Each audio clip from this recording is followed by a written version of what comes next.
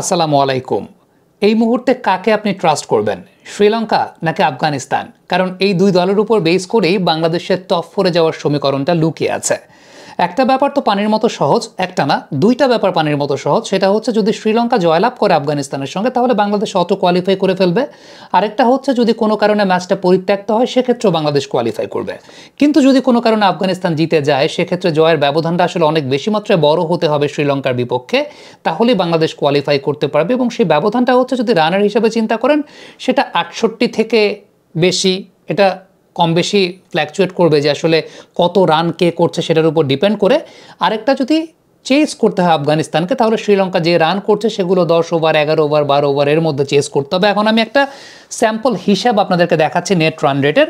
ঠিক এই মুহূর্তে ক্যামেরাটা আমার পাশে চলে আসো। বাংলাদেশের নেট রান রেটটা হচ্ছে -0.270, শ্রীলঙ্কার নেট রান রেটটা +1.546, আফগানিস্তানটা হচ্ছে +2.150। মাইন্ড ইট, মোস্তাফিজুর রহমান যদি ওই রান আউটটা করতে পারতেন বাংলাদেশের নেট রান রেটটা ওই জায়গায় পজিটিভে চলে আসতে পারত এবং সেক্ষেত্রে ব্যবধানটা আরও কম হলে পরেও বাংলাদেশ জিততে পারতো। এখন যদি বাংলাদেশকে কোয়ালিফাই করতে হয় তার মানে শ্রীলঙ্কার নেট রান রেটটা -0.270 চাইতে খারাপ হতে হবে। এখন আমরা এই জায়গাটা একটা স্যাম্পল হিসাব করেছি, আমি আগে থেকে যেহেতু একটা হিসাব করে রেখেছিলাম। ধরে নিচ্ছি আফগানিস্তান আগে ব্যাটিং করে 155 রান করেছে। আবারও বলি, ধরে নিচ্ছে আফগানিস্তান আগে ব্যাটিং করে 155 রান করেছে। সেক্ষেত্রে শ্রীলঙ্কার বিপক্ষের রানটা হবে, প্রথম ম্যাচে তারা 139 করেছিল, দ্বিতীয় ম্যাচে তারা 149 করেছে, তৃতীয় ম্যাচে 155, মানে শ্রীলঙ্কার প্রতিপক্ষরা করেছে আর কি, হিসাবটা সেরকম।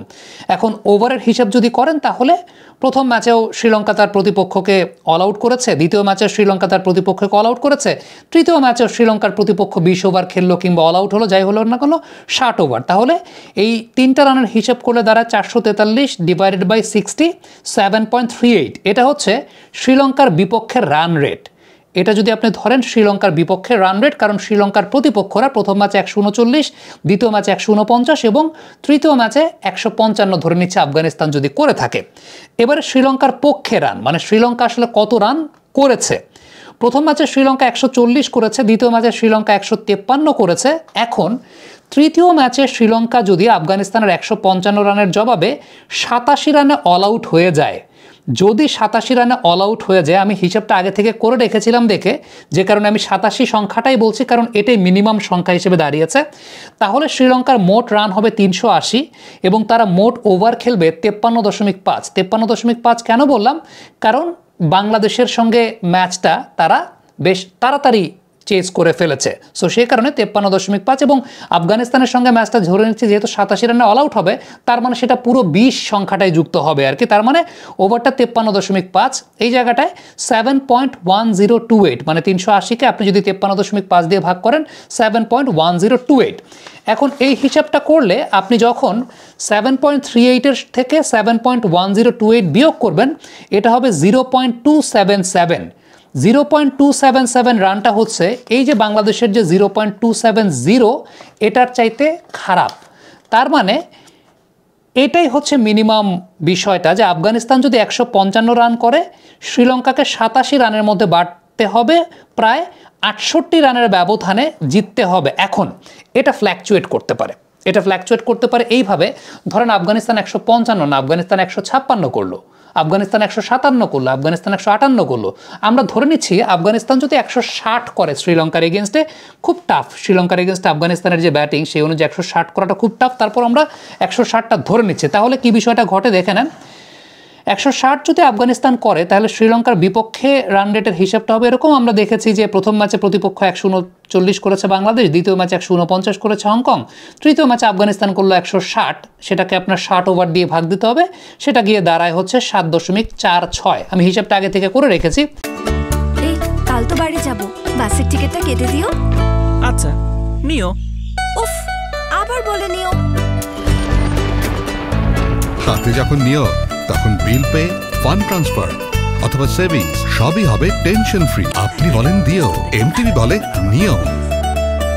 এই জায়গাটায় আমি যেহেতু আগে থেকে হিসাবটা করে রেখেছি, সো আমি জানি যে 91 রানটা হচ্ছে মিনিমাম, মানে মিনিমাম 91 রানের মধ্যে যদি আলটিমেটলি শ্রীলঙ্কাকে আটকে ফেলতে পারে 160 করার পর আফগানিস্তান, তাহলে বাংলাদেশের নেট রান রেটের চাইতে শ্রীলঙ্কার নেট রান রেটটা খারাপ হয়ে যাবে, কারণ এক্ষেত্রে শ্রীলঙ্কার পক্ষের রানটা 140, 153 এবং 91, তারা 53.5 ওভার ব্যাটিং করেছে, সেটাতে যদি ভাগ দেন 7.1 সাথে গিয়ে দাঁড়াবে, তাহলে 7.17 এবং 7.46, মানে পক্ষে বিপক্ষে নেট রান রেট থেকে যদি বিয়োগ করেন তাহলে ডিফারেন্সটা গিয়ে দাঁড়াবে -0.28, যেটা বাংলাদেশের যে নেট রান রেট ছিল -0.27, তার চাইতে খারাপ। তার মানে 69 রানের ব্যবধানে যদি আফগানিস্তান শ্রীলঙ্কাকে হারাতে পারে, সেক্ষেত্রে কিন্তু বাংলাদেশের সম্ভাবনা আছে চলে যাওয়ার জন্য।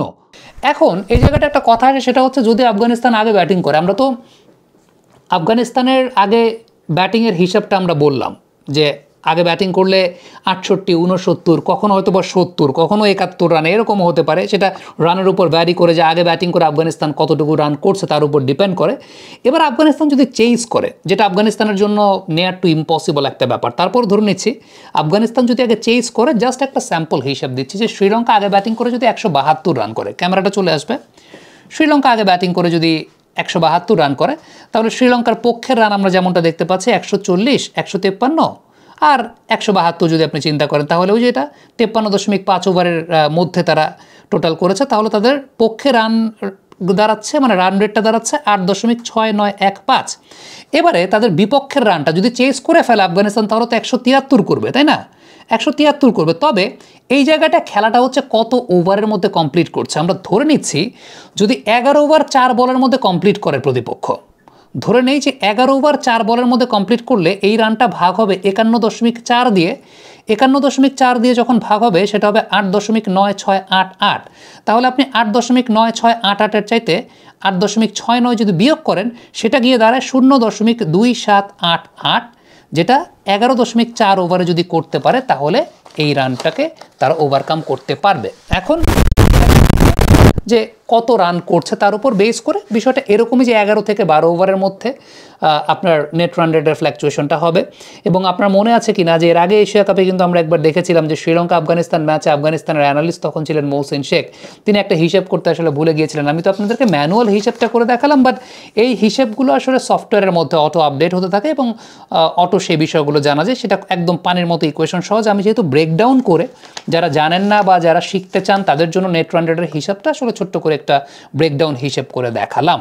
সো আলটিমেটলি যেটা আমরা বুঝলাম যে যদি শ্রীলঙ্কাকে বাদ করতে হয়, আফগানিস্তানকে জিততে হয়, তাহলে ব্যবধানটা আসলে অনেক বড় ব্যবধানে করতে হবে। আদারওয়াইজ আফগানিস্তান যদি মিনিমাম ব্যবধানে জিতে যায়, শ্রীলঙ্কাকে হারিয়ে দেয়, তাইলে বাংলাদেশের টপ 4-এ আর কোনো চান্স নেই। কি মনে হচ্ছে, কী হবে ঘটনা?